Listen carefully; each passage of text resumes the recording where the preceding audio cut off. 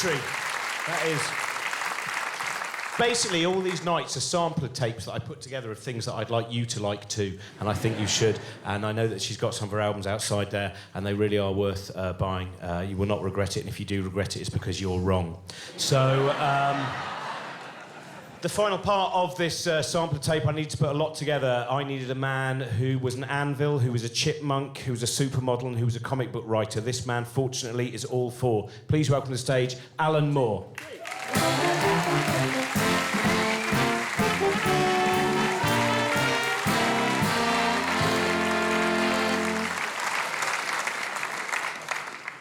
I really don't remember ever being a chipmunk.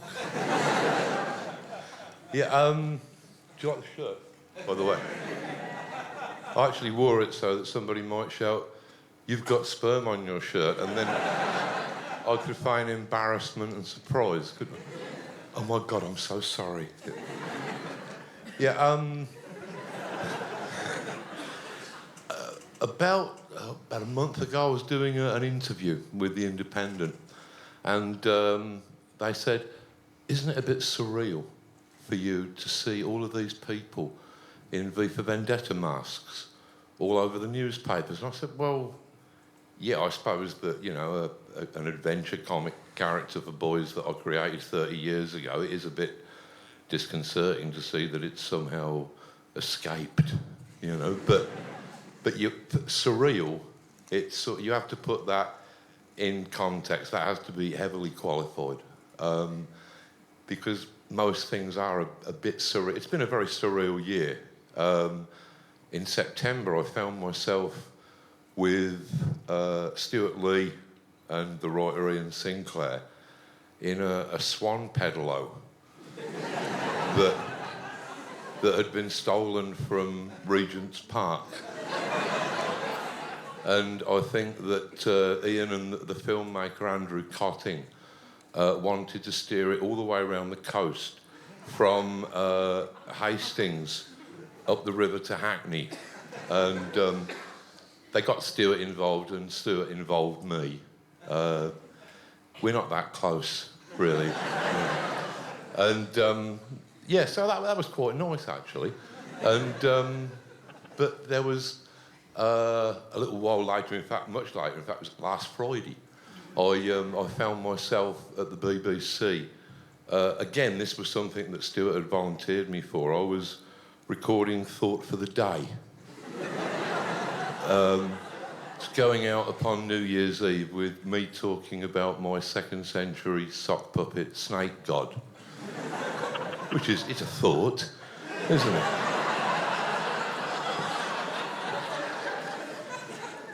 And then a little while ago, I heard that in Japan there is a comic that is published monthly.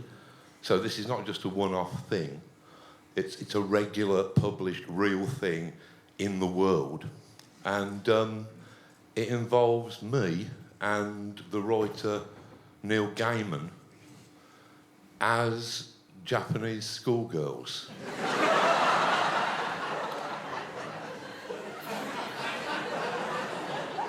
I don't think that it's that funny.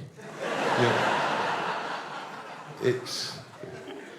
I mean, obviously, it would be for male comic fans who really want to masturbate to the idea of me and Neil Gaiman, but would feel a bit weird.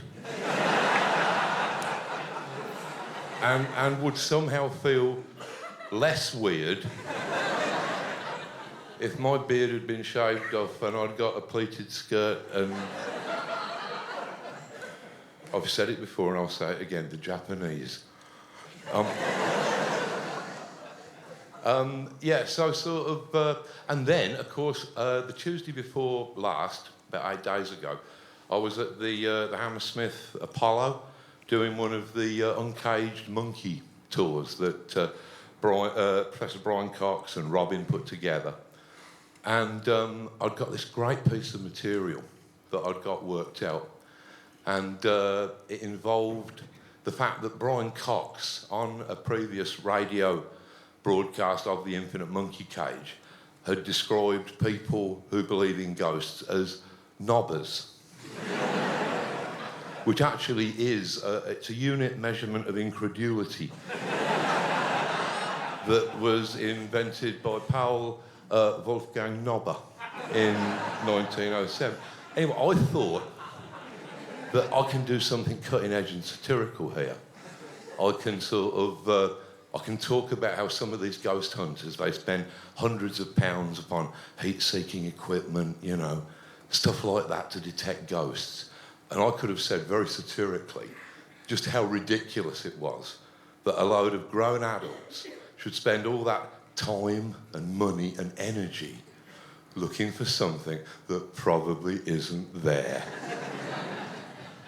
Which would have been quite funny if I'd done it any other time than last Tuesday. Immediately after Brian Cox had been on stage with a live TV link up to the Large Hadron Collider.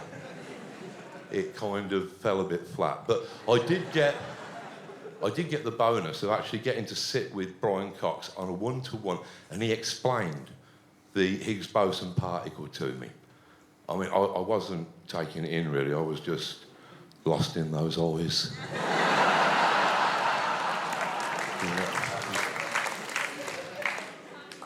We both know that this isn't about Z bosons. Kiss me, you fool.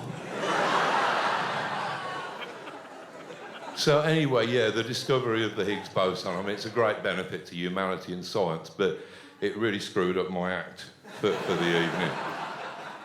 You know, there's an up and a down to all these things, I find. So I went on to do this piece out of desperation, really, where I was just talking about how, yeah, I did worship a 2nd century sock puppet snake god. But that compared to the things that rational people believe, that's actually quite sober and sane. Because, you know, I read the New Scientist, I know what you rationalists get up to. I know the sort of the strange ideas that you're prepared to entertain. I mean, one of my favourites is the strong anthropic principle, which was a solution to the problem of why the universe is so uniquely adjusted to allow the existence of life. And the strong anthropic principle, that suggests that by observing the first few moments of the universe, even though we're doing it from a long distance away and over a remote period of time, we are affecting those start conditions of the universe to make the universe more the kind of universe where we can come to exist and make the observations about the start conditions of the universe so that we can come to exist.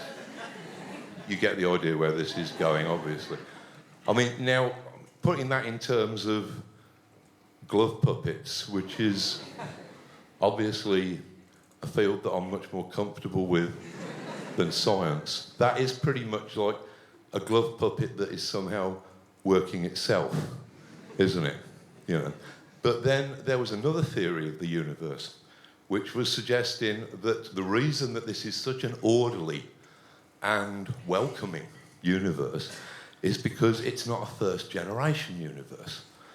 This suggests that black holes are in fact a kind of birth canal, and that at the other end of the black hole there is a sort of a white hole that is spewing out an entire new baby universe, and so on.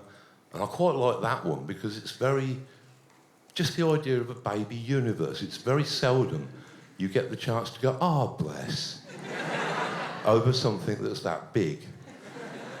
Then there was the theory that the reason that this universe is so perfect is because it's a kind of simulation. This was the theory that we're going to probably invent, in the next 20 years, a quantum supercomputer. Now, that would have such a capacity for storing information that you could have a bit of information for every particle in the known universe. So you could basically simulate an entire universe in this computer. And what these people were saying was, well, if we're going to be able to do that in 20 years' time, that's probably not the first time it's happened, is it?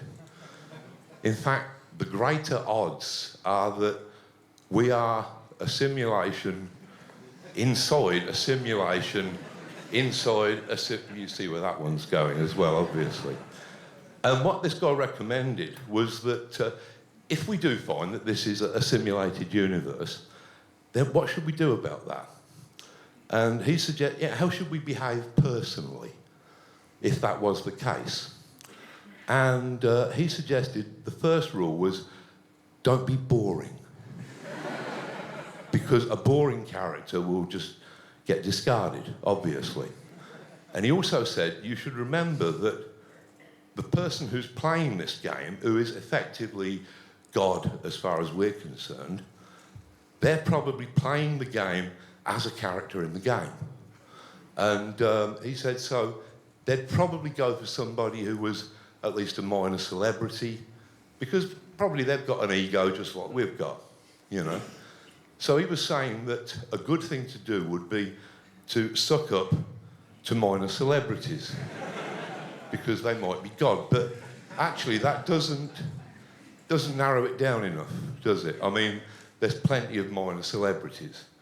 And if you were going to suck up to one of them on the grounds that they were God, you know, you need some other way of working out who that might be. I would suggest that maybe somebody who looked perhaps a bit like the way you imagine God to be, or that's just a pointer.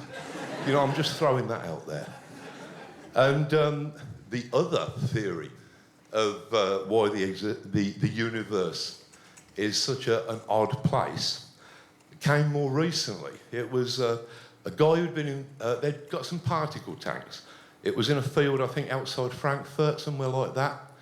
And they were just soaking up particles from the void, measuring them, and they started to find that they'd got some strange mathematical noise in their readings. And they got a letter from a physicist in America who was saying, look, I've just heard about your experiment. I don't know if I'm right, but are you getting some strange mathematical noise in your readings that's within these kind of parameters? And they said, yes, indeed, we are. So they called him over so that he could explain what he thought was going on. And he said, I think that mathematical noise is the cosmic constant, which is basically the finest conceivable grain, if you like, of the whole universe. And he said, the thing is, yeah, the numbers are all right, but you shouldn't ever be able to see it. You shouldn't be able to detect it. It's so infinitesimally small. The only way it would be big enough for you to detect is if it's blurred. And the only way it could be blurred is if it's actually being projected from beyond the rim of the known universe. Now, this tied in with something that my favourite physicist, Gerard 't Hooft, and he's done a lot of stuff on string theory, but I didn't understand all that. I just really like the name because it's got a little apostrophe after the T. It's all lowercase, you know, it's lovely. But yeah, he'd been talking about how apparently the event horizon of a black hole can be considered as a two-dimensional surface, and you can read the quantum ripples that pass across that surface. And what 't Hooft had said was, well, basically, you could consider the whole universe to have, at its outer boundary, you could consider it to have a two-dimensional surface. And he was pointing out that holograms are three-dimensional objects that are projected from a two-dimensional surface. And he'd said, probably quite light-heartedly, maybe we're all living in a hologram.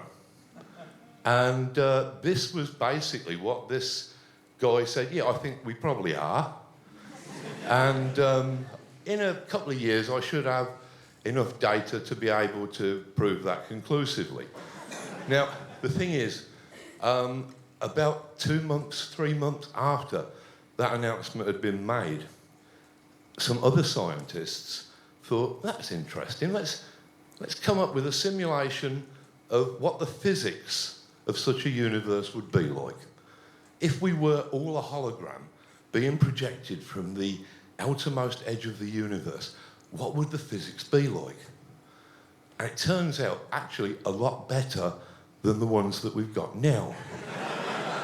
Apparently it solves quite a lot of things, like the universe is missing mass and why gravity is so weak.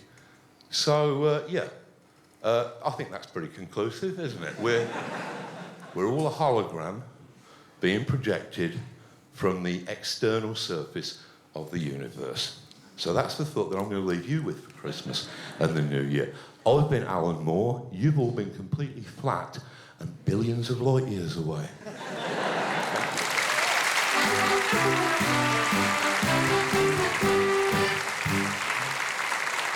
Alan Moore, that is something to dwell on. The band need a wee, and so do you. So we're going to be back in about 15 minutes, but now go and do all the things you might have been wanting to do for about the last half hour. And let's hear for all the acts we've just seen.